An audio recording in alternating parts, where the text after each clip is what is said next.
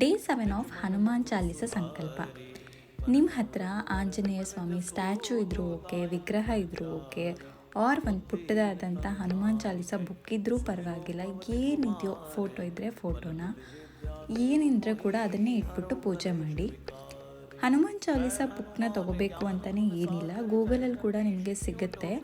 ಅದನ್ನು ಕೂಡ ನೀವು ನೋಡಿಕೊಂಡು ನಿಮ್ಮ ಹ್ಯಾಂಡ್ ರೈಟಿಂಗಲ್ಲಿ ಬರ್ಕೊಂಡು ಓದಿದ್ರೆ ತುಂಬ ಬೇಗ ಕನೆಕ್ಟ್ ಆಗ್ತೀರಾ. ಇದು ನಾನು ಟ್ರೈ ಮಾಡಿರುವಂಥದ್ದು. ಆಲ್ಮೋಸ್ಟ್ ನಾನು 2 ಇಯರ್ಸಿಂದ ಹನುಮಾನ್ ಚಾಲೀಸನ ಓದ್ತಾ ಇದ್ದೀನಿ. ಬಟ್ ಹನುಮಾನ್ ಚಾಲೀಸ ಸಂಕಲ್ಪನ ಮಾಡ್ತಾ ಇರೋದು ಮೊದಲನೇ ಸರ್ತಿ. ತುಂಬಾ ಒಳ್ಳೆ ಎಕ್ಸ್ಪೀರಿಯನ್ಸ್ ನನಗಾಗಿದೆ. ತುಂಬಾ ಕಾನ್ಫಿಡೆನ್ಸ್ ಬಿಲ್ಡ್ ಆಗುತ್ತೆ, ಪಾಸಿಟಿವ್ ಎನರ್ಜಿ ಇರುತ್ತೆ ನಿಮಗೆ ಈ ಪೂಜೆನ ಮಾಡಿದಾಗ.